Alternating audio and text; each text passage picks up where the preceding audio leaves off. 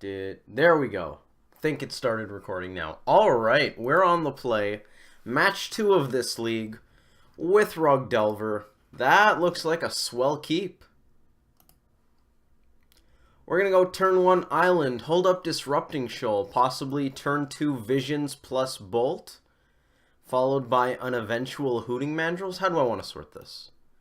Something like that? I guess Mandrills can go on this side.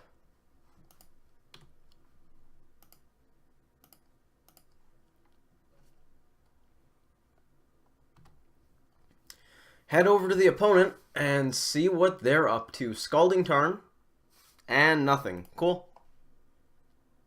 Probably control. Visions on top. It's a good day to be us, folks.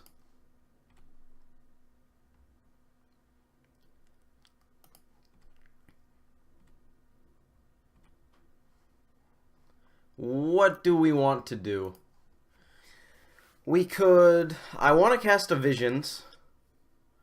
Kind of want to do it after cracking this fetch. But it's a little awkward that we have to get the Stomping Ground if we want to be able to cast Bolt. And we have to... I mean, we could get a Steam Vents, but that keeps us off of Mandrills. Which, I mean, it might not be that big a deal, but maybe I want double blue instead, so I can cast both Visions. But I kind of want to hold up the Lightning Bolt. This is probably Jeskai or Storm, although there are so many decks that Scalding Tarn could represent, so we're not going to infer anything from that. I'm assuming I'm going to want to cast Lightning Bolt sooner or later, possibly on their next turn. Mandrills isn't that important, but if Aberration goes down, it's basically the most important card in our hand. I'm just going to shock. I'm going to do that. I want to be able to cast Lightning Bolt. I kind of want both of these on top. Can't play this. Go to the opponent. Snapcaster Mage is pretty good. Probably good enough to leave on top, even though we have very little idea what the opponent's up to. Steam Vents tapped, Flooded Strand. Okay. The opponent's doing something. We're going to have information. That's all I ever wanted.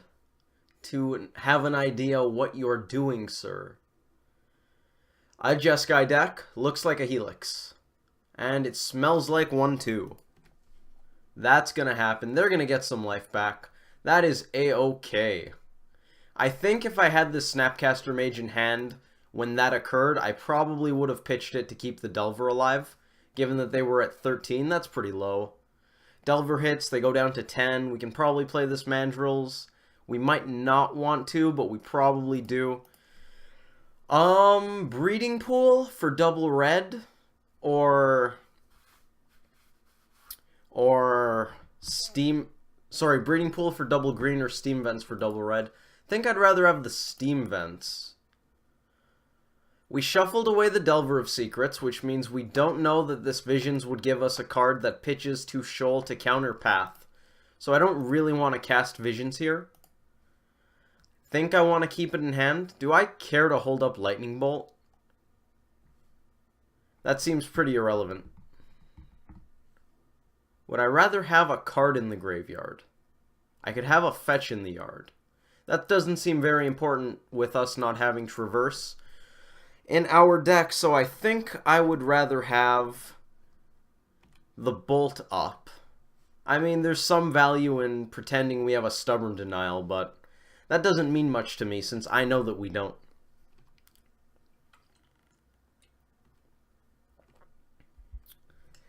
Wow, so that happened. Does that make me want to cast Visions? Honestly, no. This is a good spot for Mandrills to beat down. Jeskai does not play large creatures. Their game plan is going to be deal with Mandrills with removal spells. We currently can counter 2 paths, which is really quite amazing. Maybe we should have played the Visions anyways because of Verdict? I don't know. That's a path. Do I shoal that or denial it? I think we go for the denial here. That way we can snap denial something soon enough. This is a spell queller. This lets us get some value off of our lightning bolt, which is quite fantastic. Queller is going to target denial. That's going to resolve. Bolt is going to target this. Red. Spell queller trigger going to happen. We're going to cast this. Target that. Not going to pay any mana. That happens. And now we have snap stuff. If we hit a land, we're going to Visions. Perilous Voyage. That card's not going to do a lot.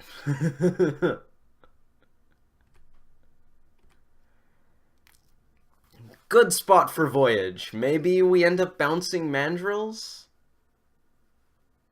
2 mana Snap Path, probably. We could Shoal Pitch Voyage. I like that a lot. This. Pitch this. This allows us to continue having Snap Denial up. And if we don't need it, we Snap Bolt and just win the game. If we do need it, next turn we get to Serum Visions. 1, 2, 3 mana for a Geist. Oh, that's a defensive Geist. That's the worst variety. Okay, go to end step. Snap Bolt. Good or bad?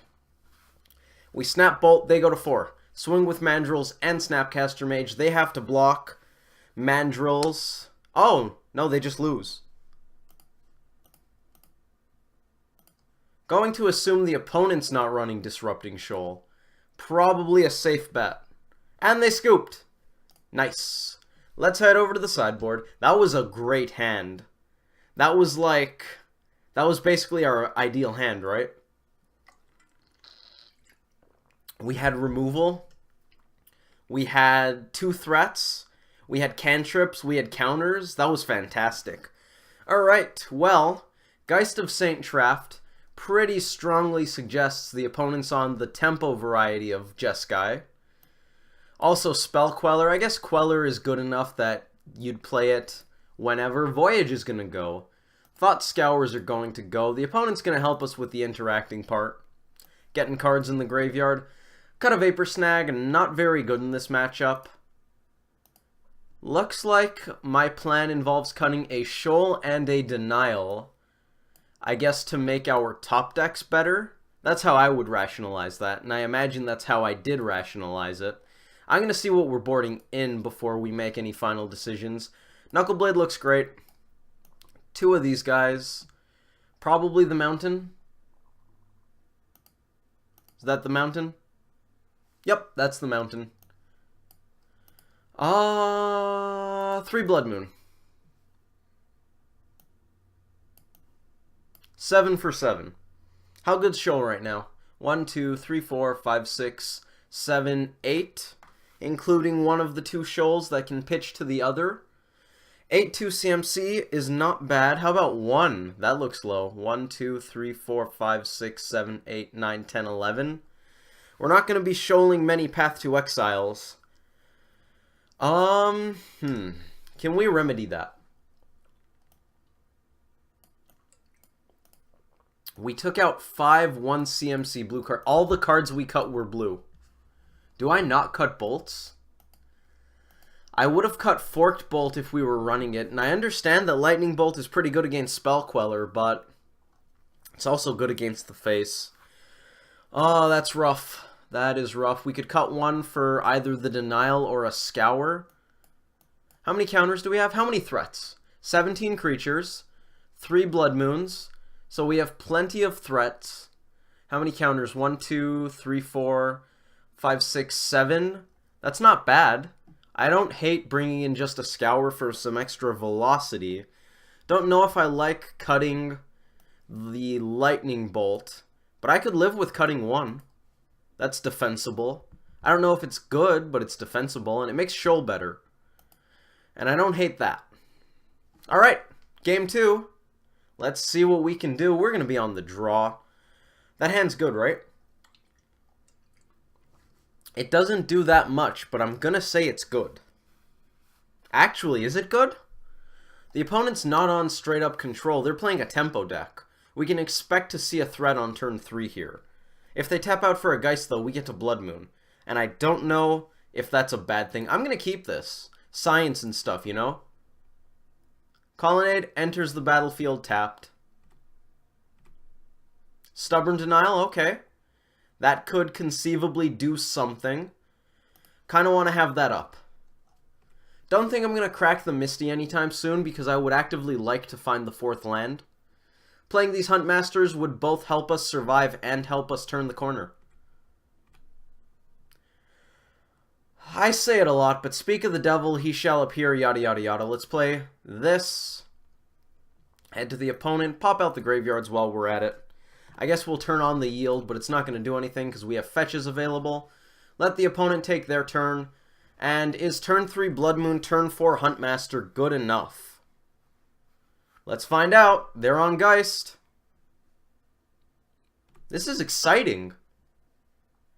Let's fetch. I'm using the Foothills first to get the basic forest because I want to make sure I don't accidentally get it with this Misty. That would be bad. Get an island. Do I even want a shock? Okay, playing the Delver here is just wrong. It's wrong in every way. I kind of don't want to play the mountain because I don't want them to know that we're almost out of basics. But at the same time, if we top deck an island on however low the chances are, that means we get this Huntmaster without shocking. And that seems good. We're going to be a little strapped for life soon. Geist is a 3-turn clock. We're taking 1 hit off of it, basically free to the opponent. No downside to this attack. The second attack is going to be met by a Huntmaster of the Fells, which is nice. Blood Moon, okay, we're gonna have to shock here. Oh no, we don't! Blood Moon! Blood Moon, Blood Moon, Blood Moon, Blood Moon. That's fantastic. I'm so happy that they updated the rules properly. Hopefully this resolves. Knock on wood. No mana leak. No mana leak. Logic Knot is a strictly better card opponent. You should be running it. Do not play mana leak. Great. This attack is less free. They scooped. I guess our opponent doesn't like Blood Moons. Bam! 2-0. 18 minutes, 40 seconds left on the clock. We played for 6 minutes and 20 seconds, and I think the clock over here includes sideboard. Sideboarding, I mean. The time we spend deciding what cards to put, and etc. So, if they attack with Geist, we block with the token. We take 4, we go down to 10. Hit them for 2 with this Huntmaster. Play another Huntmaster. We go up to 12. We have a bunch of 2/2s. They're extremely far from casting Supreme Verdict. Blood Moon turns off Colonnade. Paths off. They have many bolt effects in their deck. They can bolt. They can't Helix. They can bolt. I'm pretty sure playing Blood Moon into Huntmaster there was undoubtedly correct if we keep that hand. I don't know if keeping that hand was good. The opponent tapping out for Geist and not getting many basics was pretty key. Because if the opponent had gotten, say, if this were a Plains, this would be a very different game right here. And it's entirely possible that the opponent can pull out a win because we were pretty far behind on tempo. We were on the draw, and we didn't do anything until turn 3. It's just that our turn 3 was extremely strong, and our turn 4 affected the board a lot. So, I like the plays, given that you choose the hand, but I don't know if keeping that hand is even close to good. We had 1, 2, 3 lands, these 2 fetches being represented by the basics. Huntmaster, Huntmaster, that's 5 cards, Blood Moon, Shoal. So we didn't know we could pitch anything to Shoal yet when we kept. I'm trying to think of different ways this hand could be better or worse as far as keepability. Not knowing we could use Shoal doesn't help. If we had something that pitches to Shoal, if we had a Knuckleblade in hand that could counter a Geist, this hand is probably extremely strong. Because that means that this extremely powerful play gets completely negated. If we had a Mana Leak, it's a lot better because we could counter a Geist. That probably incentivizes the opponent to not tap out for Geist, but we had 2 mana up, so they weren't playing around mana leak, which I don't know is a good or bad thing. Personally, I think if the opponent had counters or Spell Queller in hand, they should have just gone for a longer game instead of slamming Geist into open mana, which I think isn't a great idea. I probably wouldn't have slammed Huntmaster into open mana if I didn't need it, and I was ecstatic that they tapped out for Geist because it meant Blood Moon resolved.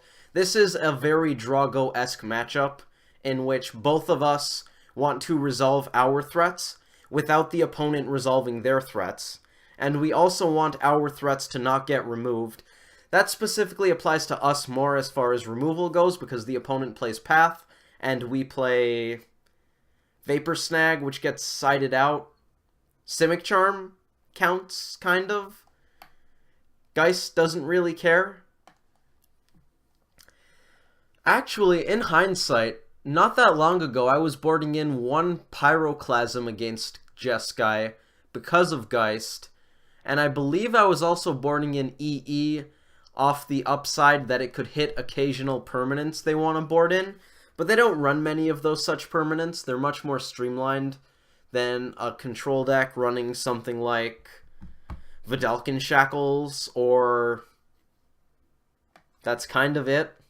They're not going to play Rest in Peace. If they do, it's not that big a concern, because we actually play around Graveyard Hate fairly well, and we have plenty of counters to it. Other permanents that Jeskai tends to run include, let's see what we can find here. Not a lot. Search for Azcanta. That's kind of new. Basically the same as Rest in Peace in that we have answers to it in the form of counter magic. Apparently some people play Ruined Halo, but there's no way I'm playing around Ruined Halo out of the board in this matchup. Relic. You could force Relic activations. EE seems bad here. I wouldn't bring it in. It costs 5 mana to take out a Geist. You're never getting 2 Geists because they're legendary. Pyroclasm only hits Geist as well, but it's also cheaper as far as mana goes. Maybe the fact that you could sneak an EE in makes it a little bit better, because they can't play Geist and hold up counters after, but I don't know. I think if you want an answer to Geist, Pyroclasm is more than sufficient. And I don't think we really need an answer to Geist because all of our creatures double as that. You'll see these 2 2/2s checking Geist quite fantastically. This has been a pretty long monologue, so I'm going to cut it here. 1-1 so far in this league. That was a pretty fantastic match. I should probably study for exams, so I'm not going to play another one right now. I'm just going to go ahead and take this momentum and shift it towards classes. Hopefully that works. Probably won't, but, you know, we can dream. Thank you all for watching. I hope you enjoyed this video, and I hope to see you in the next one.